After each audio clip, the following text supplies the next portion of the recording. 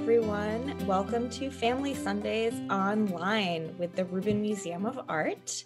So for those of you who may not know, we are a museum of Himalayan art and ideas in New York City, located in Chelsea. And we've been going live online every first Sunday of the month since September. So what we see in front of us is a sculpture. But not just any sculpture. This is a sculpture of the Buddha.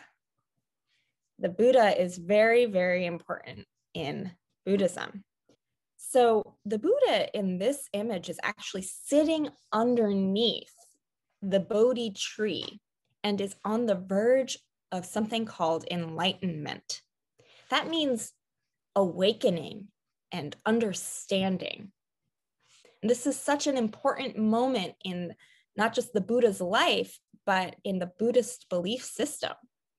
So after many lifetimes, the Buddha-to-be was nearing the success of enlightenment and becoming a Buddha. And as he sat under this tree, under the Bodhi tree, meditating, the demon Mara, who is the embodiment of all this violence and death, approached with this huge army behind him with this idea that he was going to put a stop to the Buddha's enlightenment. So Mara and the Buddha-to-be repeatedly challenged each other's power and accomplishments. Mara even asked the Buddha-to-be, who would believe that he reached enlightenment since no one else was around? There was no one there to see this. But the Buddha-to-be replied to Mara, the earth is going to be my witness. And so he took his right hand and stretched it towards the earth, and the ground rumbled beneath them and said, I am your witness. And Mara and his army were so afraid of this that they actually just ran away. And the Buddha did reach full enlightenment by overcoming all the negative energies caused by Mara. And you can see this moment in the sculpture, right? You can see that the Buddha is sitting underneath the tree, reaching his right hand towards the ground, touching the earth. And we can tell that the figure in the artwork is the Buddha because of a few symbols that make it really recognizable as the Buddha. So one of them is these droopy earlobes. You can look closely, really, really closely. You can see that his earlobes are really long. And that represents that before the Buddha was the Buddha, he had a life as a prince. And then you can also see that he has a bump on the top of his head. And that represents his wisdom and knowledge. And the beads above his head form a halo to show that he is a person of holiness. So what we're going to do is introduce the amazing teaching artist that we have with us today. Her name is Sam, and she's going to walk us through how we can take inspiration from this sculpture of the Buddha and create our own art about awakening. Thanks, Sam. Hi, hello everyone. I'm so glad everyone's here today. And I'm really excited to be making some art with you today. So like we saw with the Buddha, right? So he went through this journey of awakening and enlightenment and thinking about the world and thinking about himself. And we're going to do something a little bit similar today. So we're going to make our own little journey through a maze. And we're going to be creating our own maze and journeying through that together. So let's see what materials that we're going to need today. I've got a piece of cardboard. I've got a pair of scissors. I've got a pencil. I've got some paper. I've got some Post-it notes. I've got some markers. I've got some fun tape. I've got some regular tape. The first thing that we're going to do is we're going to get our piece of cardboard. It could be any size cardboard. And if you don't have cardboard, you could use paper too. But cardboard's nice and sturdy. So what we want to do with our cardboard is we want to mark where our maze is going to begin and where our maze is going to end. So I think I want my maze to start right around here.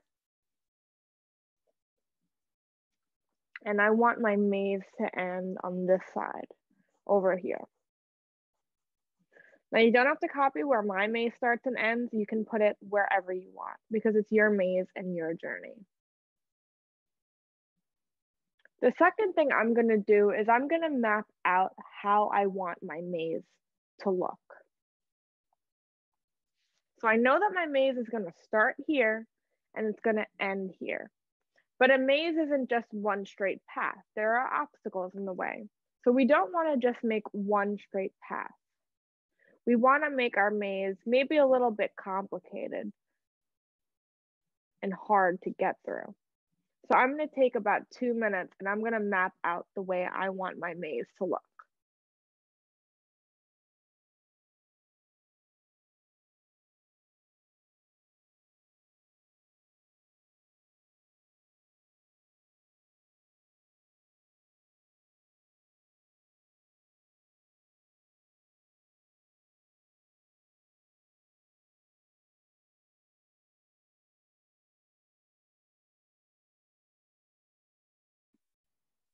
Okay, so I have a pretty good idea of how my maze is looking right now.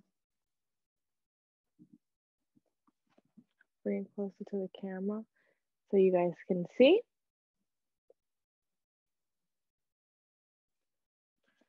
So the second thing that we're going to do is we're going to make the walls of our maze, right? Because it can't just be a flat maze. There has to be a physical wall for it to go through. So you guys can have two options here. You can either use paper or you can use sticky notes to make the walls of your maze. I'm going to show you two ways. So sticky notes or post-it notes have a little sticky part on them. So if we take the sticky part and we line it up to where the walls of our maze are, all we have to do is bend it backwards and it'll create a really tall part, a really tall wall of the maze. And it'll stick right by itself. Now the second option, if you don't have post-it notes, is to take a piece of paper. I'm gonna cut just a small little piece of paper to line up with my maze. Needs a little bit thicker than that. You actually want to make it a little bit thicker. All right, so I have this piece. I'm going to cut it. I'm going to find which part of my maze wall. I'm going to use it for this one right here. So what I'm going to do is I'm going to take it and I'm going to fold my piece of paper in half so that one part stays down and the other part sticks up like the wall. And then I'm going to take a piece of tape and the part that's down on the cardboard, I'm just going to put a piece of tape right over it so it makes a wall and stays just like the sticky note. So basically what you want to do with the rest of your maze after you have it mapped out and how you want it to be, we're just going to make our walls with either sticky notes or with pieces of paper folded with tape on them. And then with my maze, I'm going to get creative and I'm going to design my maze and have fun with it with a bunch of colors too after I make my design. And you guys, you aren't limited to the materials that we talked about in the beginning. You can use whatever you want: glue, glitter, pens, markers, paint, crayons, whatever you want and whatever you have in the house.